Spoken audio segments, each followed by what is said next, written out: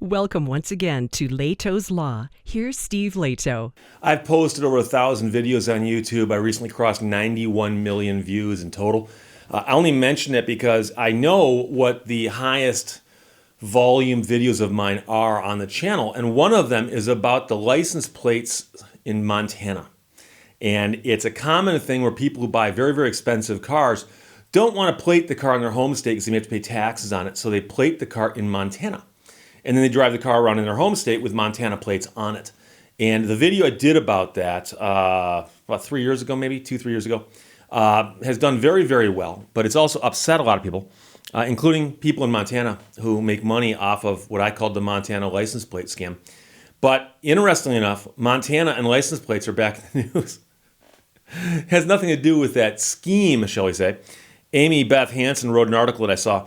Aluminum shortage disrupts Montana license plate production. And Montana is one state among several that have had problems making license plates because of issues in the aluminum supply chain in America. You know, of course, that a lot of things are hard to come by these days. Cars, microchips, and it turns out aluminum. And so if you need aluminum to make license plates right now, might be tough. So they have had to stop making license plates as a result.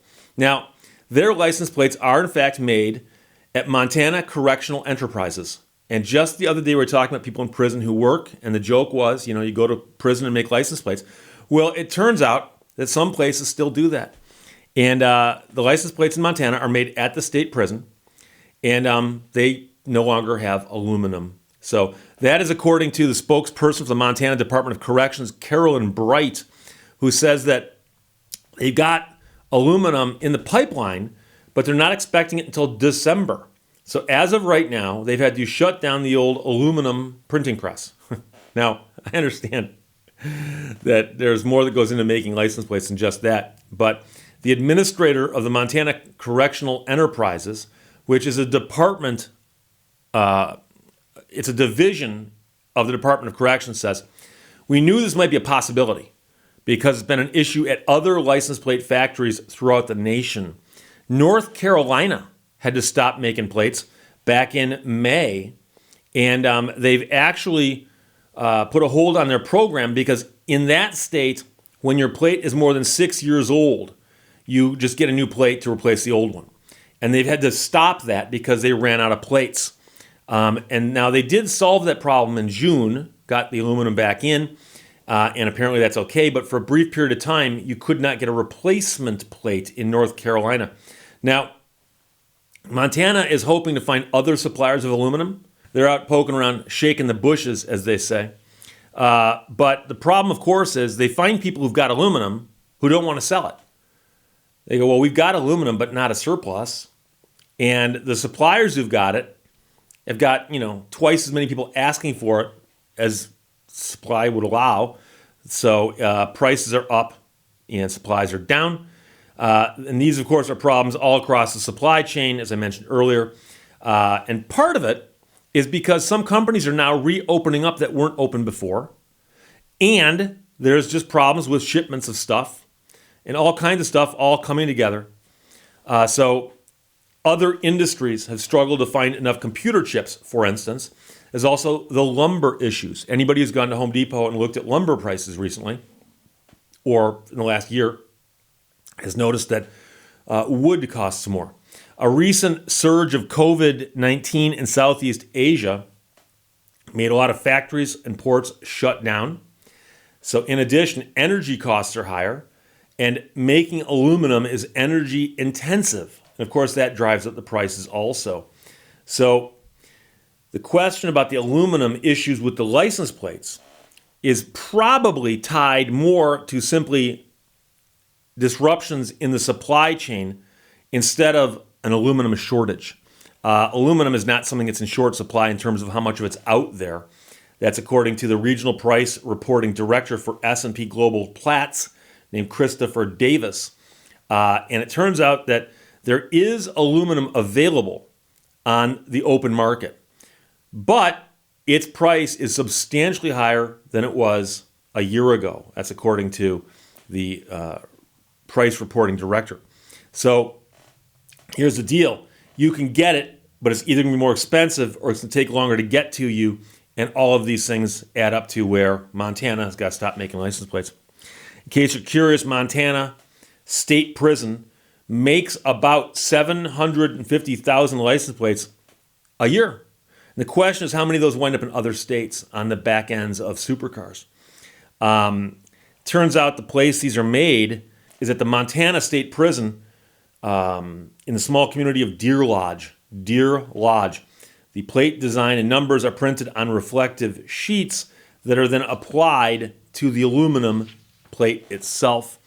County motor vehicle departments and authorized license plate distribution agents in Missoula and Billings still have plates available, according to the administrator of the state's motor vehicle division.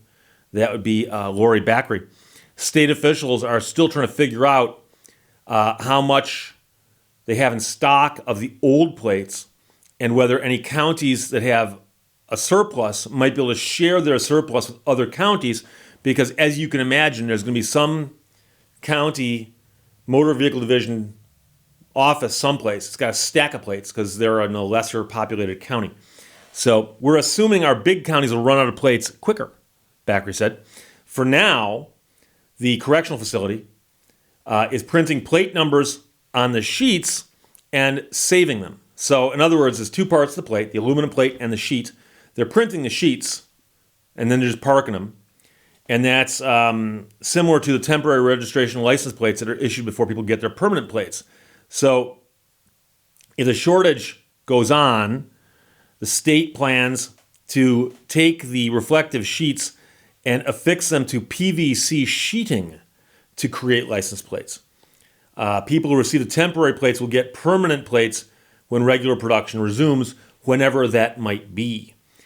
She said, hopefully we won't have to see any of these on cars, but that is our backup plan should aluminum not come in December. So it's another weird example of something caused by the disruptions in the supply chain in America these days. And we've talked at length about car problems with the chip shortages. And I'm in southeastern Michigan, where many plants are still building cars and trucks and SUVs, and they're building them without the chips. And I can tell you where there's big fields filled with vehicles just parked, long-term storage, waiting for the chips to arrive. I also know a guy who drives a car hauler. He's routinely hauling cars from the factory to storage lots, and then from storage lots to where they get the chips installed when the chips come in. And it's created a whole extra level of complication to the manufacturing of cars.